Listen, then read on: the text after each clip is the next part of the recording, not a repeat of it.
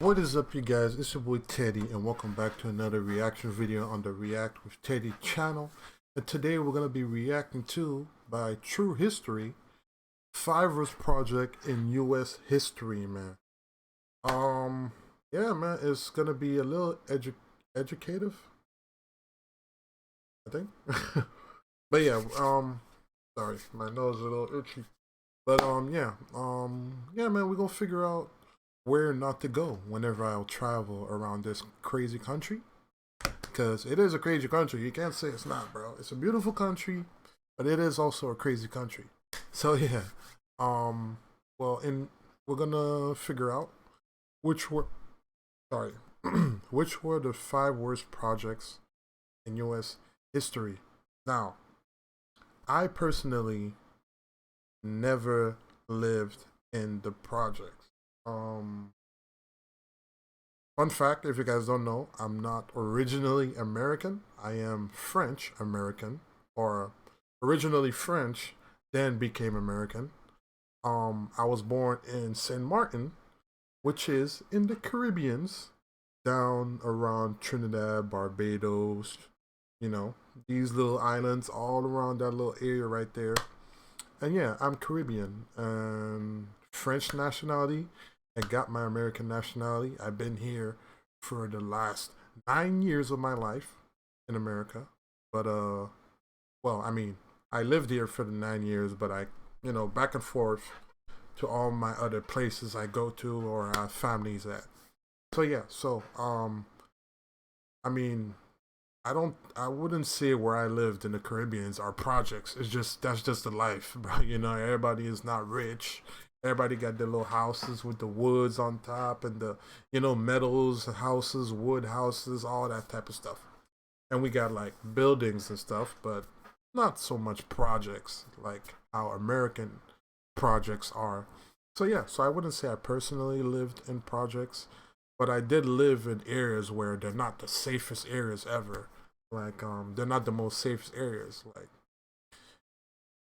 ghetto, you know what I mean? So yeah, it was in between like that. I'm not saying I wasn't in the suburbans. Hell no, I was definitely not from the suburbans. So even here, I don't live in the suburbans. So yeah, I'm still very close to the projects and criminal activities, but not so exactly where I live at. So yeah. So yeah, man, let's just, before we get into it, man, I kind of went on a little bit, but, just so you guys know a little bit about me.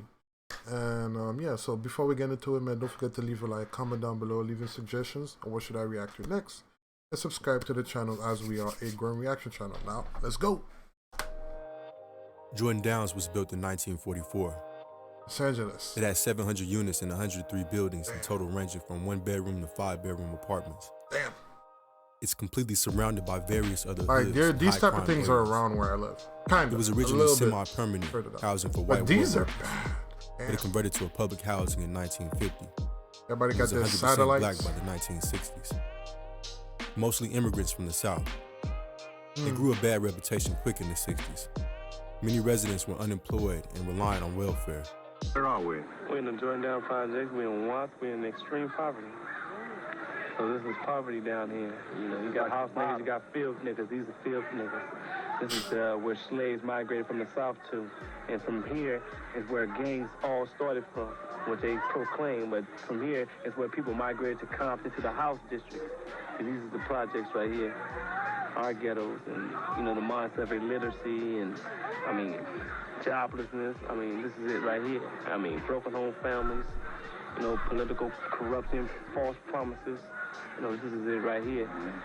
Damn. The Watts riots of 65 well-spoken guy, too. 232 businesses were destroyed and 632 businesses were damaged. Considering all types of structures, 242 buildings were destroyed and 644 were damaged. And after all of the carnage, businesses were reluctant to set up here. This meant there was an influx of alcohol stores and churches, but nothing else to actually help the community. Police were reluctant to patrol the area as well, meaning a lot of crime went unchecked. In the 70s, the Grape Street Crips, one of the most notorious and largest Crip sets, set up shop here. They beefed with the Nicholson Gardens, home of the Bounty Hunter Bloods, the largest blood set in LA. Many bodies have dropped over the years on both sides. The way I feel, we have no else way to event our frustration out, because we already at the bottom. You know, what else can we do? Nothing but violence. If it looks familiar, it's probably because it was heavily featured in Menace to Society. A great choice for the movie, because it was the quintessential LA hood full of all the ills that plagued South Central for years. It featured in GTA San Andreas as the Willowfield neighborhood as well. Some notable alumni of Jordan Downs include 03 Greedo, Tyrese, and FloJo. Today, Jordan Downs is gradually being destroyed in favor of the new, more appealing apartments. These 28 identical lifeless buildings were built in 1962 in Bronzeville on the south side of Chicago. It was the largest project in the country at one time. It was more like a concrete maze and had no trees in sight. Damn. Chicago had many segregation laws at the time, and still to this day, one of the most segregated cities in Bro, America. it looks like prison, bro. From the jump, things were bad at Robert Taylor. Hyde Park. It was built This is for Hyde Park, 11,000, all right. but held 27,000. It soon became one of the top 5 poorest areas in the country, with mostly single-parent households making less than $5,000 a year. Majority of people here had a family member in prison. It was basically a high-rise slum and heavily neglected by the city.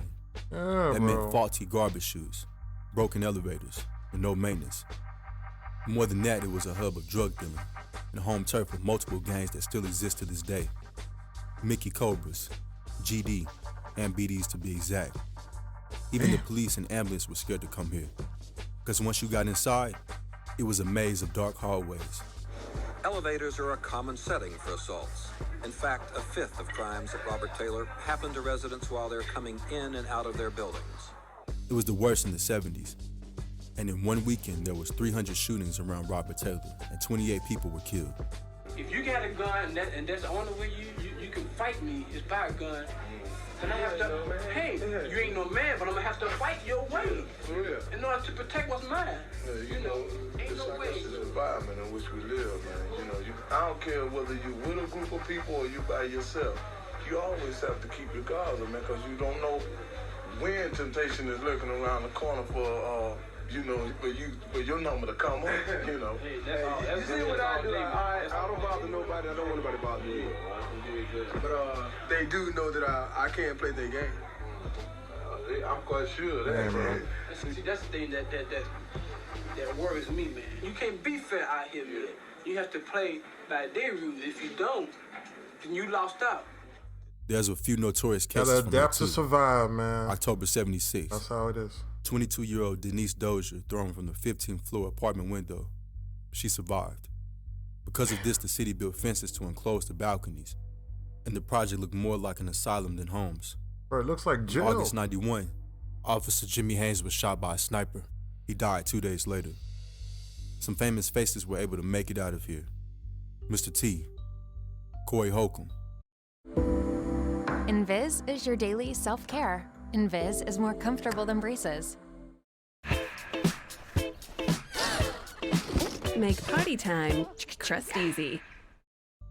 Kenny Duckworth, Open Mike Eagle, all hail from Robert Taylor Homes. Kendrick even raps about this briefly on his song Duckworth, describing his father's story. He raps, he came from the streets, the Robert Taylor Homes, Southside Project, Chirac, the Terror Dome. Currently, the city moved out all of the residents by 2005. It was completely demolished by 2007. This north side of Chicago project was Another home to one in 15,000 Chicago. and was the largest housing project on the whole planet at one point. Damn. Ironically, it was on the richest side of town, built right in between the richest neighborhoods in Chicago, Lincoln Park and the Gold Coast, and less than a mile from Michigan Ave. The particular area it was built on had always been associated with poverty, starting with Swedish immigrants, then Irish, and then black immigrants. A 1900s map of the area depicts this accurately. Cabrini Green became the poster child for everything wrong with the public housing system. It was literally the poorest zip code in the U.S. The city was strapped for cash, or even the lawns were paved over to save on maintenance money. New buildings were built on tight budgets and had poor quality. It was rat and cockroach infested and had garbage stuck in the trash chute and all the way to the 15th floor. Damn. There was graffiti inside the actual buildings, and each building was controlled by different gangs. Gangs even controlled the elevators, and you never knew what to expect once the elevator doors opened. Do the gangs control the elevators? Yeah, they do. Yeah, they can control them. At one time, matter of fact, they were hiding up here. And if a young lady got on the elevator, they would jump down and, do what they wanted to do to her. They used to hide guns up there. That's crazy, bro. 11. That's 11? Right. Okay. It's pretty dark out there. Yeah. Yeah. And see, that's another thing about these elevators, because you never know what's going to happen when the door opens.